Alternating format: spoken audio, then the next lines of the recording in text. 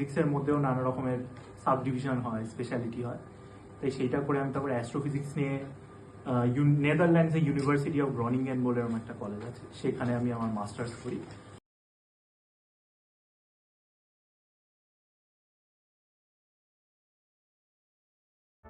আমি 2012 HS batch south পয়েন্টে, আমি সাউথ পয়েন্টে পড়েছি প্রথম থেকে। তো আমার 11-12-এ ফিজিক্স কেমিস্ট্রি মানে ফিজিক্স নিয়ে পড়াশোনা করেছি। তো তখন 11-12-এ গিয়ে তখন একটা বেসুতে মানে শিবপুরে একটা 11-12 বা 9-10 একটা এরকম সায়েন্স ক্যাম্প হতো বা এরকম টাইপের কিছু একটা, ভুলে গেছি এক্স্যাক্টলি কী নাম ছিল ওটা। তো ওটাই গিয়ে আমার তখন ফিজিক্স প্রথম ভাল লাগে 11-12-এ। তো তখন আমি ডিসাইড করি যে ফিজিক্স নিয়েই পড়াশোনা করবো। তারপর 11-12-এ এইচএসের পর প্রেসিডেন্সি কলেজে আমি তারপর বিএসসি করি 2012 থেকে 15। তারপর বিএসসি পড়ার পর তারপর আস্তে আস্তে ফিজিক্সের মধ্যেও নানা রকমের সাব ডিভিশন হয়, স্পেশালিটি হয়। অ্যাস্ট্রোফিজিক্স নিয়ে নেদারল্যান্ডসে ইউনিভার্সিটি অফ গ্রনিঙ্গেন বলে এরকম একটা কলেজ আছে, সেখানে আমি আমার মাস্টার্স করি 2015 থেকে 17। তারপর 17 থেকে 2017 থেকে পিএইচডি করতে চাইছি ইয়েল ইউনিভার্সিটি, এটা হচ্ছে কি আমেরিকায় কানেটিকাট বলে একটা স্টেট আছে, সেখানে আমি অ্যাস্ট্রোফিজিক্সে পিএইচডি করি 2017 থেকে 23 অবধি। তারপর 23-এর পর তারপর পিএইচডি শেষ হয়ে যাওয়ার পর এখন পোস্ট ডক্টরেট যেটাকে বলা হয়, মানে পিএইচডির পর লোকজন যখন আরও রিসার্চ করে বা রিসার্চের কাজ করে, সেটা আমি 2023 থেকেই এখন অবধি আমি নানা রকম অ্যাস্ট্রোফিজিক্স রিলেটেড গবেষণা এবং টাইপের। মানে বর্তমান ডেজিগনেশন এখন সায়েন্টিস্ট তো? হ্যাঁ, বর্তমান ডেজিগনেশন সায়েন্টিস্ট। মানে আমার এরা অনেক জুনিয়র, কিন্তু কিছুদিন বাদে এদের মধ্যেও কেউ ইন্টারেস্টেড হতে পারে। ও সম্পর্কে আমার ভাই হয়। তো কারো যদি মানে কোনো কোয়ারি, আমার ওকে আনা একটা উদ্দেশ্য, মানে এত সবাই তোরা ডাক্তারি বা আমি কোনোটারই এগেনস্টে নই, ডাক্তারি বা ইঞ্জিনিয়ারিং নিয়ে এত চিন্তিত, মানে জেনারেল লাইনে গিয়েও কতটা শাইন করা যায়, এবং সেটি যে খুব যে বিশাল, অবশ্যই টাইম টেকিং, অবশ্যই অনেক হার্ড ওয়ার্ক করেছে, অবশ্যই ও ভালো ছেলে, কিন্তু করা যায়। এবং কারো যদি কোনো কিছু তোর কিছু জানার আছে অ্যাস্ট্রোফিজিক্স নিয়ে, তো অরিত্র এমনি তোমার এই যে পড়া, আমি জাস্ট একটা বেসিক ওদের জানানোর জন্য বলছি, এই যে পড়ার সময় মানে ফিজিক্সে তো একটা অবশ্যই ইয়ে ছিল, এই যে ভিসা বলো বা মানে এই লাইনটা তোমাকে মানে কোথার থেকে তুমি এত সহজে পেলে? বাইরে যাওয়াটাই তো সবার কাছে একটা চ্যালেঞ্জ।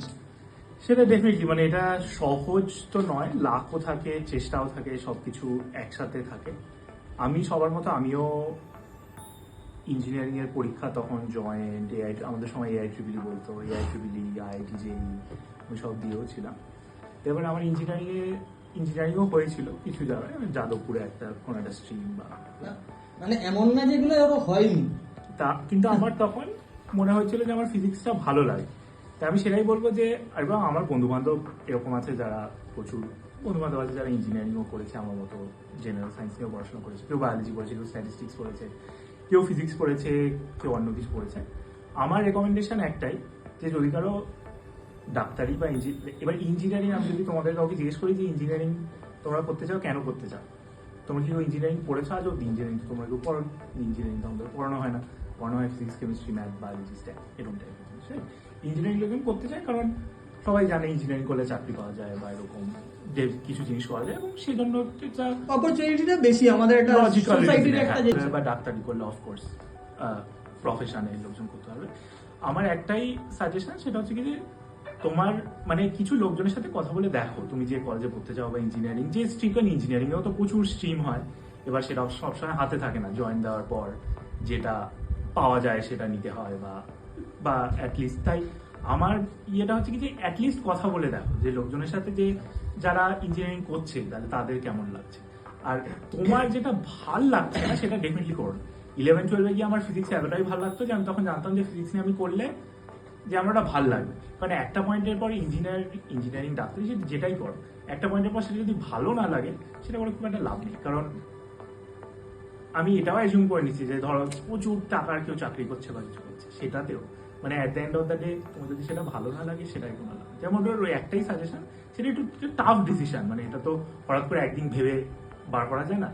যখন আস্তে আস্তে কোন ক্লাস এরা 10 দিচ্ছে, 12তেও আমি শো করবো এটা, যাই হোক আর 2 বছর বাদে তো ওদের হ্যাঁ নেক্সট 2 ইয়ার্স আই থিঙ্ক তোমাদের ভালো টাইম, তোমার মাধ্যমিকের পর বা তোমাদের যা বোর্ডস, অন্য বোর্ডস, সেটা তারপর 11-12 একটু ভালো করে এক্সপ্লোর করে দেখো, এবং স্কুলের বাইরেও এরকম নানা রকমের আমার ফিজিক্সের এক্সপোজারটা এসেছিল অনেস্টলি ওই শিবপুরের ওই একটা 5-6 দিন 7 দিনের একটা ওয়ার্কশপে। এবং ওখানে খুবই ভালো কিছু টিচার ছিলেন, ওনারা যেরকম ভাবে পড়িয়েছিলেন সেটা আমার এতই ভালো লেগেছিল, আমি তো আবার ওটা নিয়েই কন্টিনিউ করেছি। তাছাড়া আমি ওর ক্ষেত্রে আরেকটা হেল্প পেয়েছে, পিসি আমার যাদবপুরে হ্যাঁ মানে প্রফেসর তাই আমার বাড়িতে অ্যাটলিস্ট আমরা এরকম বন্ধু বান্ধব আছে যারা জেনারেল সায়েন্স নিয়ে পড়েছে, তাদের বাড়ির লোকজন খুব অবাক হয়ে গেছে যে মানে জেনারেল সায়েন্স নিয়ে পড়েছে কি হয় তারপর।